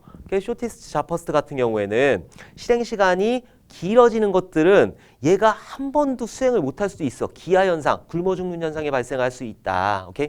자, HRN 같은 경우에는 얘 너무 오래 기다렸다. 오래 기다렸으니까 얘 좀 집어넣어 주자. 그게 바로 HRN이다. 자, 기한부 같은 경우에 시간을 딱 정해놓은 거고 우선순위 같은 경우에는 말 그대로 우선순위를 정한 게 바로 우선순위 스케줄링 기법이다. 자, 암기해 주셔야 돼요. 선점 스케줄링 기법. 선점이라고 하는 거는 강력한 제어권을 가진 거죠. 자, SRT, 쇼티스트 리메이닝 타임. 쇼티스트 잡퍼스트랑 비슷한 거예요. 근데 이거 같은 경우에는 선점이니까 뺄 수 있는 거. 그게 바로 쇼티스트 리메이닝 타임이고 RR, 라운드 로빈이죠. 돌아가면서 시간을 분할해가지고 시간을 타임 슬라이스 해가지고 돌아가면서 처리할 수 있는 게 RR, 라운드 로빈이다. 자, 그리고 MLQ하고 MFQ가 있는데 MLQ 같은 경우에는 어떤 프로세스가 들어오게 되면은 이 프로세스가 중요한 건지 뭐 시스템인지 아니면 응용인지 아니면은 배치인지 그거에 따라서 이렇게 들어가는 거예요. 그러면은 CPU라는 놈은 여기 있는 게 우선순위가 높으니까 얘만 막 처리를 해. 그러다가 얘가 다 끝났어요. 그럼 얘 막 처리를 해. 그 다음에 얘 끝나면은 얘를 막 처리를 해. 근데 만약에 어떤 프로세스가 여기에 들어왔네. 그리고 나서 프로세스들이 계속 1번하고 2번하고 계속 들어오는 거야. 그럼 얘 같은 경우에는 굶어 죽는 현상, 기하 현상이 발생할 수 있다. 자, 그래서 MFQ라는 게 있는데 MFQ라는 거는 이런 기하 현상을 해결하기 위해서 똑같이 이런 Q예요. 근데 넣었어요. 그럼 여기 2초, 4초, 라운드, 로빈. 자, 이런 식으로 돌아가게. 2초로 안 끝났네? 그럼 다음으로 넘어가. 4초로 안 끝났네? 다음으로 넘어가. 이때부터는 라운드, 로빈으로 돌리게 되는 게 바로 MFQ, 다단계 피드백 큐라고 한다. 자, 여기는 비선점 스케줄링의 종류 특징, 그리고 선점 스케줄링의 종류 특징 여러분들 꼭 기억을 하고 계셔야 된다. 오케이? 자, 15번 보도록 할게요. 트랜잭션은 데이터베이스 내에서 한꺼번에 모두 수행되어야 할 연산들의 집합으로 하나의 작업 처리를 위한 논리적 작업 단위를 말한다. 다음은 트랜잭션의 주요 특성 4가지이다. 빈칸 1과 2에 알맞은 용어를 쓰시오. 트랜잭션 4가지 특징 무조건 암기를 해주셔야 된다라고 했어요. 자, 일단 트랜잭션이라고 하는 거는 하나의 연산 처리예요. 만약에 예를 들어서 내가 내 친구한테 돈을 송금하겠다라고 했을 때는 내 통장에서 10,000원이 빠져야 되는 거고 내 친구 통장에 10,000원이 들어가야 되는 거죠. 자, 이런 하나의 일 처리 결과 이런 것들을 트랜잭션이라고 한다. 자, 그래서 1번 보니까 트랜잭션의 가장 기본적인 특성으로 트랜잭션 내의 연산은 반드시 모두 수행되어야 하며 그렇지 못한 경우 모두 수행되지 않아야 한다. 요 같은 경우에는 원자성이 되는 거죠. 원자성. 그래서 1번 같은 경우에는 원자성이 되는 거고 일관성 같은 경우에는 이런 트랜잭션이 일어난 다음에 이 값들이 유지가 되어야 된다. 이게 바로 일관성이라고 한다. 자, 그리고 격리성이라고 하는 거는 트랜잭션이 2개가 돌고 있을 때 다른 트랜잭션이 이 트랜잭션에 영향을 미치면 안 된다. 이게 바로 격리성이라는 거고 그리고 영속성이라고 하는 거는 데이터들이 변경이 됐을 때 이게 영구히 보존이 되어야 된다. 그게 바로 영속성이다. 4가지 무조건 암기를 하셔야 돼요. 그래서 원자성, 일관성, 격리성, 영속성. 영어로 써라 이렇게는 좀 나오기 힘들고 원자성, 일관성, 그리고 격리성, 그리고 영속성, 그리고 특징들을 꼭 암기를 해주셔야 된다. 오케이? 자, 16번 보도록 할게요. OSI 7 참조 모델 중 두 장비 간의 전송을 위한 연결이나 전달 등의 인터페이스의 기계적, 전기적, 절차적 특성을 정의하며 비트를 물리적인 매체를 통해 전송하는 계층을 쓰시오. OSI 7계층, 응, 표, 세, 전, 네, 대, 물 이 7계층 중에서 실제로 데이터를 전달하는 계층은 가장 하위에 있는 물리계층이다. 그래서 물리계층에서 데이터를 전달을 하게 되는 거죠. 그래서 16번의 정답은 물리계층. 정답이 물리계층이 된다. 또 여기서 끝내면 아쉬워. 아까 15번 같은 경우에는 다 정리가 되어 있으니까 그냥 읽어보시면 되는데 이 16번 같은 경우에는 정리가 한번 필요하겠죠. OSI 7계층이 있어요. 어떻게 외운다? 귀엽게 응, 표, 세, 전, 네, 물 이렇게 해가지고 꼭 암기를 해주셔야 되는 거고 이 OSI 7계층에 맞춰서 TCP/IP 4계층이 있는 거죠. TCP/IP 4계층 같은 경우에는 밑에 있는 두 개 물리계층하고 데이터 링크 계층하고 합해가지고 링크 계층이라고 하는 거고 자 여기까지는 우리 집 안에서 노는 거예요. 자, 그 다음으로 네트워크 계층 같은 경우에는 인터넷 계층이라고 하고 전송 계층은 그대로 전송 계층이라고 하게 된다. 자, 위에 있는 응용 표현 세션 요 세 계층을 묶어가지고 똑같이 응용 계층이라고 한다. 너는 그냥 프로그램이잖아. 그래서 여기에서는 그냥 여러분들이 생각하시는 카톡이라고 생각을 하시면 된다. 자, 그리고 전송 계층에서는 양 종단 간의 신뢰성 있는 전송을 보장하는 게 바로 전송 계층에서 하는 거고 자, 그리고 인터넷 계층 같은 경우에는 패킷 단위로 만드는 게 바로 인터넷 계층에서 하는 거다. 자, 각각의 계층에서 해당하는 이 TCP/IP 4계층에서 해당하는 프로토콜들을 한번 보도록 할게요. 자, 인터넷 같은 경우에는 IP 프로토콜, ICMP, ARP, RARP 이런 것들이 있고 일단 IP 프로토콜 같은 경우에는 데이터를 전달하는 거 그런 프로토콜이고 그리고 ICMP 같은 경우에는 데이터가 라우터를 통해서 띡띡띡띡띡 이동이 되잖아요. 근데 목적지까지 가지 못했어. 그럼 나한테 야, 나 못 갔네. 이렇게 통보를 해줘야 될 거 아니라 그게 바로 ICMP 프로토콜이다. ARP하고 RARP하고는 하나로 묶어야 되는데 ARP 같은 경우에는 IP 어드레스를 맥 어드레스로 바꾸는 거. 두 글자에 세 글자로 가는 거죠. 그래서 ARP 이렇게 알아두시면 되고 반대로 거꾸로 올라가는 거 맥 어드레스를 가지고 IP 주소를 찾는 거는 RARP 이렇게 알아두시면 된다. 자, 전송 계층에 해당하는 프로토콜은 TCP 프로토콜하고 UDP 프로토콜이라는 게 있는데 이 TCP 프로토콜 같은 경우에는 연결형이죠. 연결형. 그래갖고 3웨이 핸드쉐이킹하고 4웨이 핸드쉐이킹으로 연결을 종료하게 된다. 자, UDP 같은 경우에는 비연결형이에요. 그래서 냅다 보내주는 거. 그래서 얘는 데이터그램을 전송을 하게 된다. 자, 그리고 응용 계층에서는 굉장히 많은 프로토콜이 있어요. 그래서 뭐 TCP에 해당하는 이런 프로토콜이 있는 거고 UDP에 해당하는 이런 프로토콜이 있게 된다. 자, 각각은 여러분들이 조금 알아주셔야 돼요. 자, 그리고 전송 계층에서 신뢰성 있는 그런 정보를 전달한다는 거 꼭 기억을 해두셔야 된다. 자, 그리고 데이터가 내려가야 돼요. 데이터가 어떻게 내려가느냐.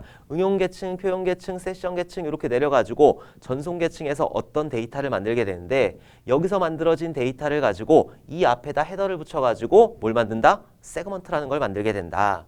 자, 세그먼트를 내리는 거예요. 세그먼트를 내려가지고 네트워크 계층에서 이런 데이터를 만드는 거죠. 얘를 보고 뭐라고 한다? 패킷이라고 한다.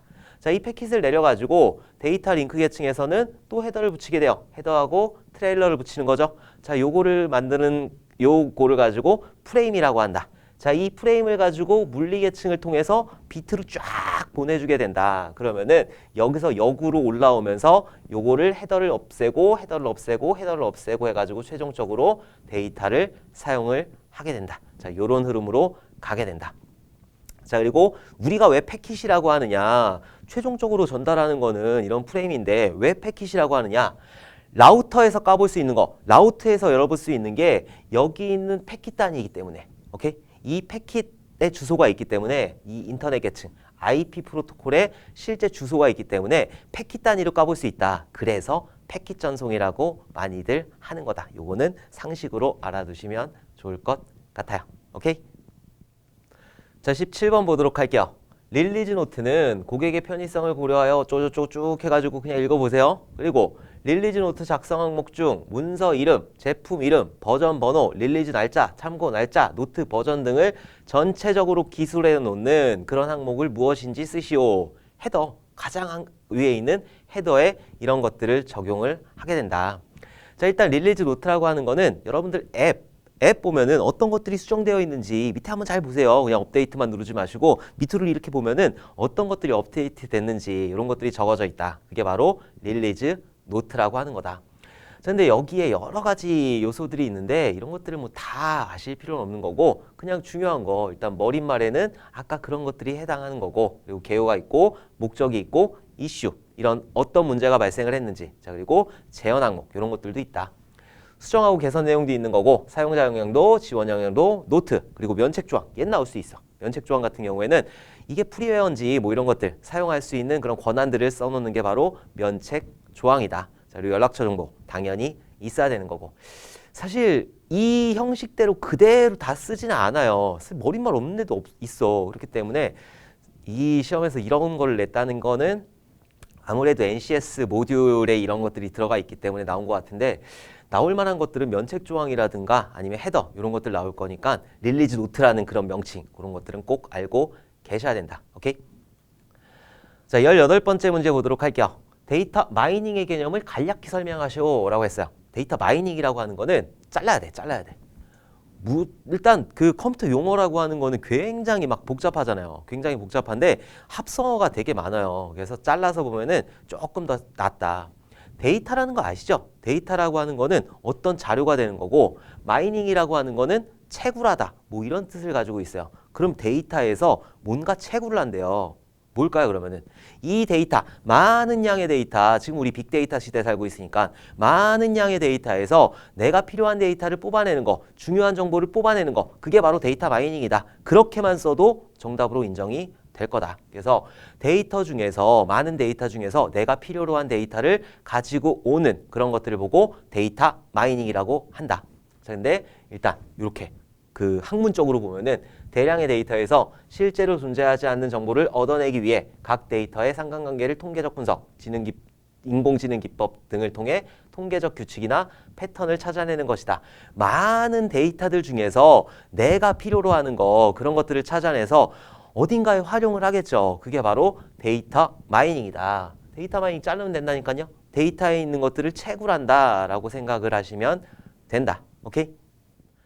자, 19번 보도록 할게요.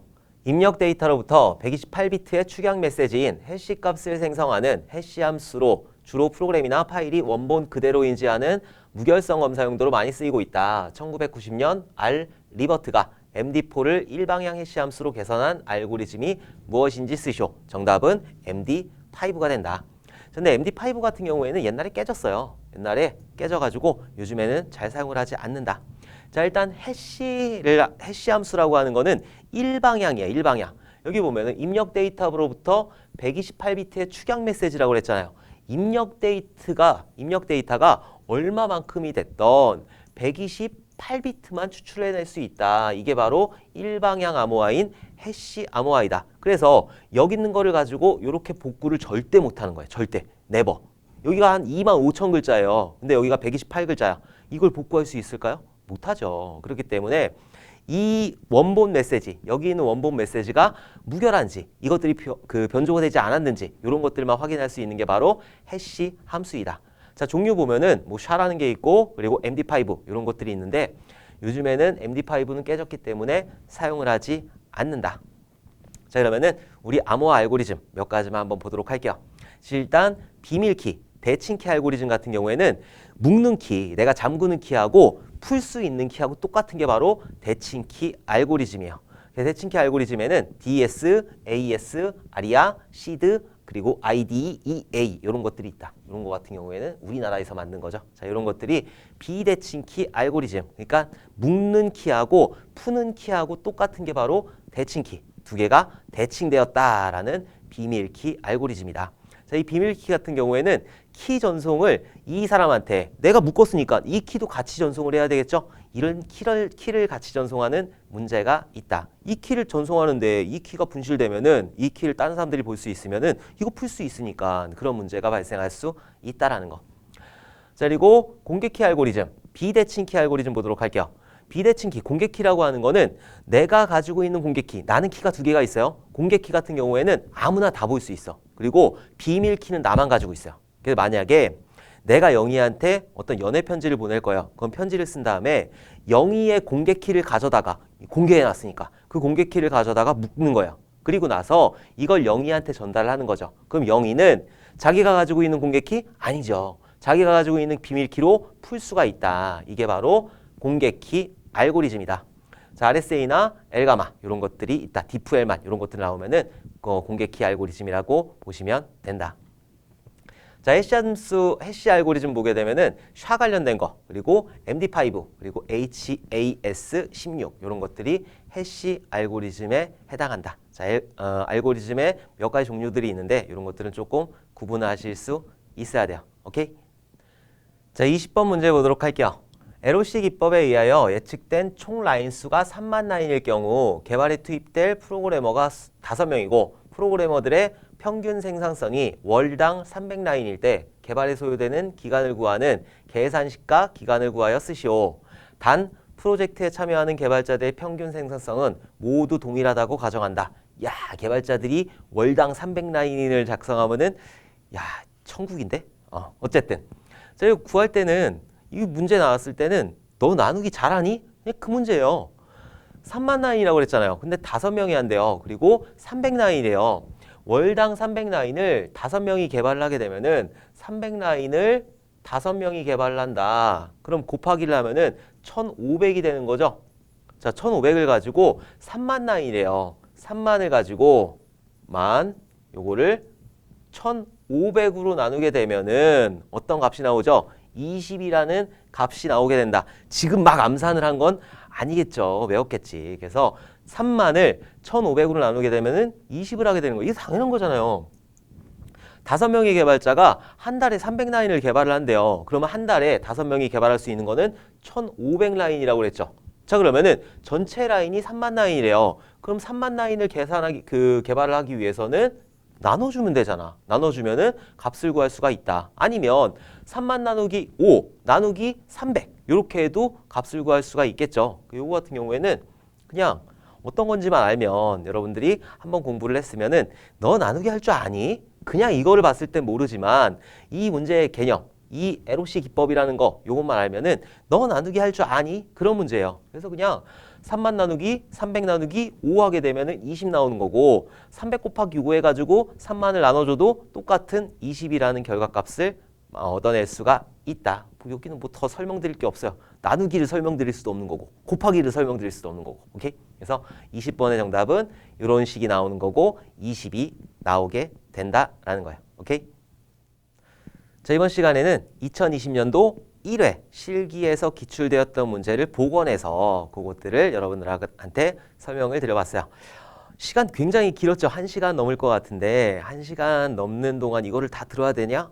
들으셔야 돼요. 왜냐하면 제가 문제답 설명하면 금방 끝날 수 있어요. 한 20분, 30분이면은 문제답 이렇게 해가지고 설명드릴 수 있는데 괜히 막 이상한 PPT를 가지고 와서 막 여러분들한테 설명드리는 이유는 비슷한 유형의 문제들이 조금씩 틀려져 가지고 나온다라는 거죠. 예를 들어서 OSI 7계층에서 물리계층 나왔어요. 그럼 다음에 전송계층 나올 수 있는 거고 그 다음에 데이터 링크 계층 나올 수 있는 거고 TCP/IP 4계층에 맞춰가지고 OSI 7계층 나올 수 있는 거고 그리고 프로토콜 나올 수 있는 거고 이런 것들을 전반적으로 다 정리를 해주셔야 된다. 그래야지 여러분들이 이번 시험 2021년도 1회 시험에 합격을 하실 수 있는 거다. 그래서 제가 좀 시간이 오래 걸리더라도 여러분들한테 전체적으로 설명을 한번 드렸어요. 사실 마음 같아서는 한 10시간씩 하고 싶어. 20문제 가지고 관련된 것들 쫙 풀어내면은 10시간도 할 수 있고 20시간도 할 수 있고 그럴 수 있지만 목이 아파서 그렇게 못하겠고 그리고 그 시간상 그렇게 못하겠고 제가 최대한 여러분들한테 정리를 했으니까 여러분들이 시험장 들어가시기 전에 꼭 들어주셨으면 좋겠다. 자, 그리고 혹시라도 저희 그 에디온 수강생 말고 유튜브 수강생 분들이 그 제 강의를 보고 그 좀 도움이 되셨다라고 하시는 분들은 구독과 좋아요 부탁드릴게요. 자, 그리고 다시 한번 당부드리지만 유튜브를 보셨던 저희 수강생이던 그 저희 문제 복원 이벤트 같은 경우에 꼭 참여를 해주셨으면 좋겠어요. 제가 문제 복원되면 잽싸게 그 일요일날 출근할 거거든요. 일요일날 출근해가지고 그 문제 복원되는 대로 제가 여러분들한테 바로바로 알려드릴 테니까 꼭 복원 이벤트에 참여를 해주시면 정말 고맙겠습니다. 자, 이번 시간 여러분들 너무너무 수고 많으셨고 우리 다음번에 2회 시험으로 다시 한번 만나 뵙도록 할게요. 여러분들 오늘 수고하셨습니다. 감사합니다.